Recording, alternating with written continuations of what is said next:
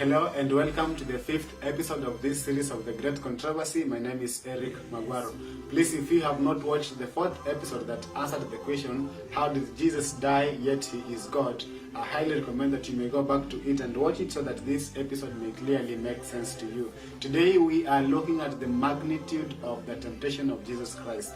Now, for a very long time, I never really understood the magnitude of the temptation of Jesus Christ. Whenever I used to read it, I just used to rush through it without really discerning anything important out of it.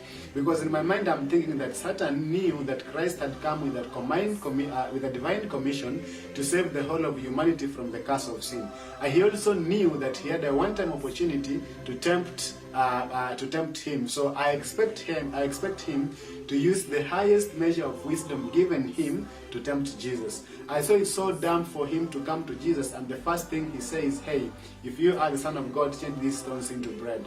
It seemed too obvious to me for Jesus to be like, it is written that man shall not live on bread alone. Because in my mind, I'm thinking that you can't tempt God with bread, But when I understood that Jesus Christ is God, yes, but in human flesh, and that he has been fasting for 40 days and 40 nights, that changed my whole perspective of the great controversy, and most importantly, the temptation of Jesus Christ. Now, I never just rush through it without really, getting to discern it. Now, let me make it perfectly clear what the temptation of Jesus Christ is about. It's about Satan trying to cause Jesus to use his divinity. Because Satan knew that Christ had come to be our perfect example. And so by causing him to use his divinity, he could have triumphed, because remember in heaven he had said that the demands of the law are too high and could not be kept perfectly by any human being. And now listen to me clearly. It must have been then the master's strongest test not to use his divinity. That is the temptation of Jesus Christ. And so he did not miraculously shift back and forth between his divine natures and human natures in order to escape the suffering of this earthly life. Let me ask you a question. Have you ever been late to work or to a very important appointment? Well, if you have not, I have actually been late. And at that moment, I really wish that I could just grow wings and fly so that I may arrive to work on time.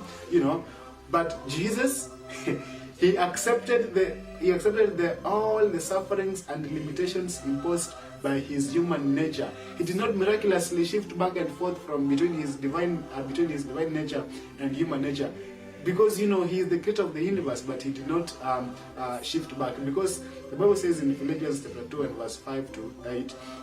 Let this mind be in you, which was also in Christ Jesus, who, being in the form of God, thought it not robbery to be equal with God. That means Jesus Christ was found in the form of God, but he laid down his divinity and took the form of a servant, and being found and was made in the likeness of man. And being found in fashion as a man, he humbled himself and became obedient unto death, even the death of the cross.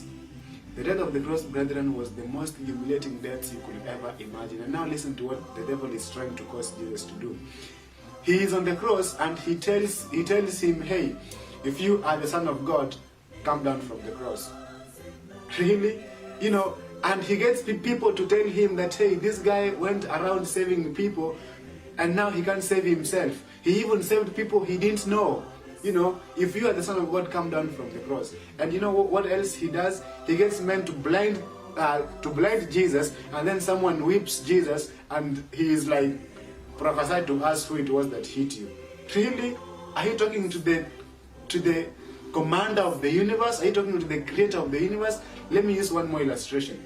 Today we have Donald Trump as the president of the United States. Let's just say he went for some undercover mission, or let's just say he went for a 1-week training in the army barracks.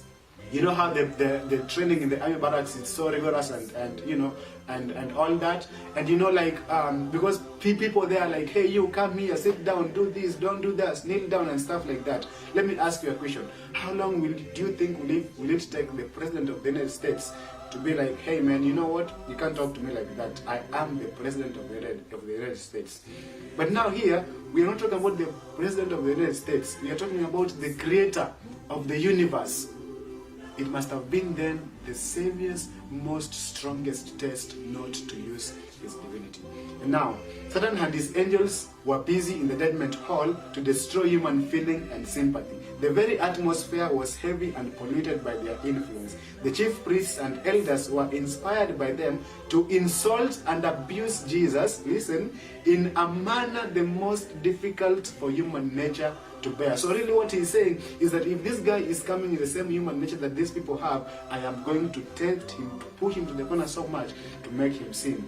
And so Satan hoped that such mockery and violence will call forth from the Son of God some complaint or murmur, or that he will manifest his divine power and save himself from the grasp of the multitude, and thus the plan of salvation might at last fail. And now listen to me, brethren.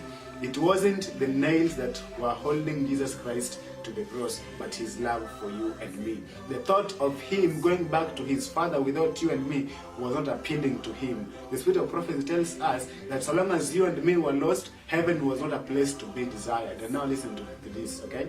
Never can the cost of our redemption be realized until the redeemed shall stand with the Redeemer before the throne of God.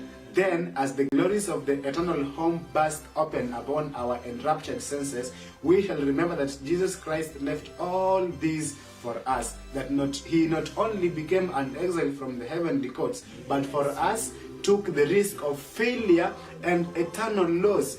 Then shall we cast our crowns at his feet and raise the song, worthy is the Lamb that was slain to receive power and riches and wisdom and strength and honor and glory and blessing. Thank you so much for watching this episode. In my next episode, we are looking at